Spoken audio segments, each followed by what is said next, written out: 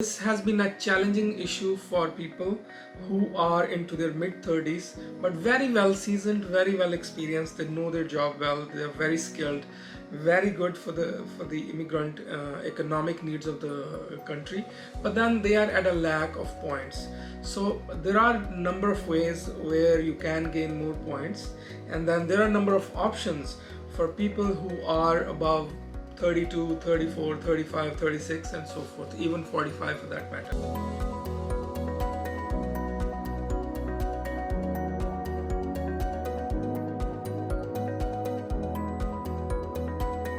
Hi, this is Maurice Soni from Jet Immigration. I have been into the immigration industry for 24 plus years, and most of the people in community know me by a person of integrity, honesty and expertise in immigration.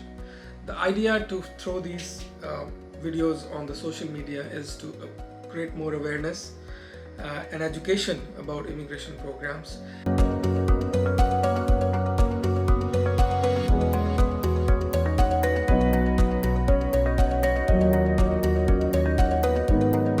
Back in the day, in the older immigration programs, the most points were awarded for applicants from 21 to 49 years of age. But with the changing times and with the changing immigration needs of the country, the age factor has been set up in order to attract younger and more promising immigrants. So now what has happened is, as soon as somebody hits 30 years of age, the points start to decrease, and after 36 there is a major drop in the points, and then after 45 years of age you actually have 0 points. So if you're 45 years or more, the points decrease. So this has been a challenging issue for people who are into their mid-30s but very well seasoned, very well experienced. They know their job well, they are very skilled, very good for the immigrant economic needs of the country, but then they are at a lack of points. So there are a number of ways where you can gain more points, and then there are a number of options for people who are above 32, 34, 35, 36 and so forth, even 45 for that. Number one options for them is if they have a job offer in Canada, they gain 50 points immediately for that, and that compensates a lot for the lack of points that they lose in terms of age. Second thing is, there are a lot of provincial programs where there is no binding of age. In provincial programs, what happens is most of them are employment driven, and most of them are driven by the province's particular need for their immigrants. So in provincial nominee programs, the provinces choose their own immigrants. They decide what is good for us, what fills the skill gap, what skill fills the immigration gap in this particular province. And what happens is, in that scenario, age is not a binding as much as it is in the express entry program. Although there are some provincial nominee programs which are also part of express entry programs, but then there are provincial nominee programs which are independent, outside the scope of express entry program. In either which way, provincial programs have been a lot helpful to the immigrants who are above the desirable age or above the age where they start losing points for age itself.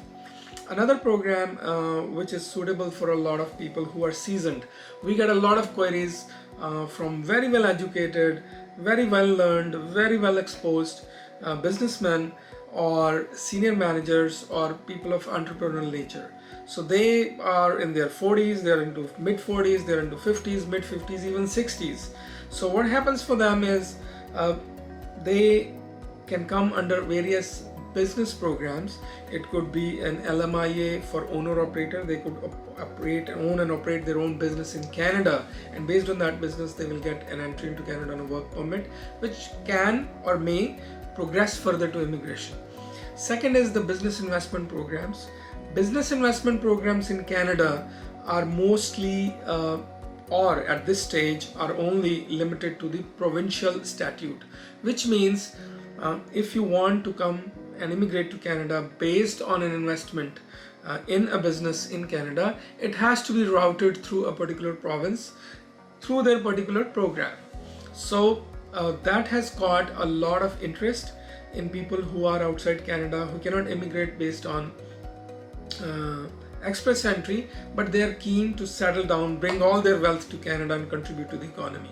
So this program also comes to their assistance and help. Another area where I find a lot of scope is for people who are aged but they have some sort of skill. It could be cooks, it could be truck drivers, it could be welders, it could be machinists, electricians. These guys come with a lot of skill that is required to fill the gaps for the jobs where there are less Canadian takers, where there are people, where there are jobs but there are not enough people to fill those jobs. So these ways, and there are many other ways too, in order to be able to immigrate to Canada.